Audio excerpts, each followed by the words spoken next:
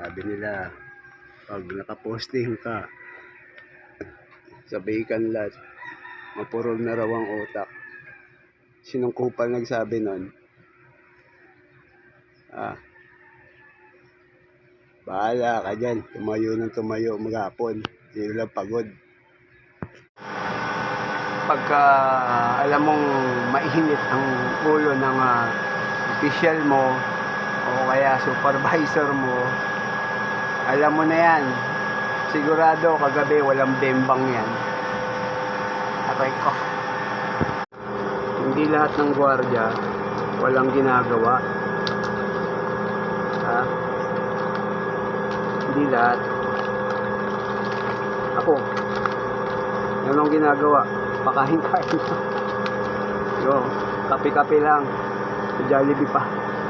Aray ko. Ayun yung gwardiya. Sabi mong walang ginagawa. Aray ko.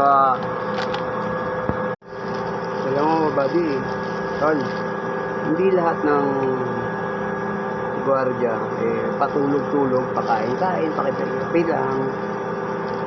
Hindi ganun. Lalo na kung matagal ng gwardiya, may isipan pa rin niya yan lagi na mag-check ng area niya. Kasi tatak na yan nasa training niya na yan lalo na yung mga matatagal na gwardiya na, hindi nila palagpasin yan sa oras na bakante sila, or kasi lagi nilang binabantayan yung oras magro-rubingan, mag-check yan ng area niya.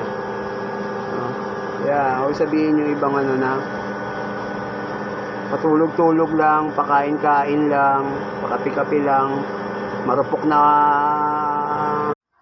Yung nga pala, maidagdag ko lang yung mga naglalagbook na security. Make sure na yung nilalagbook nyo is dun sa mga nakita nyo, or tama yung oras na nilagay nyo. Yun ang dapat pag naglalagbook ka. Tapos minsan nakikita ko naglalagbook na nire-reliever ako. Cause still normal situation. Ba't ganun yung nilalagay ninyo? Wala bang nangyayari dyan sa area of responsibility mo, lalo na pag sa umaga? Wala ka ba nakikita o napapansin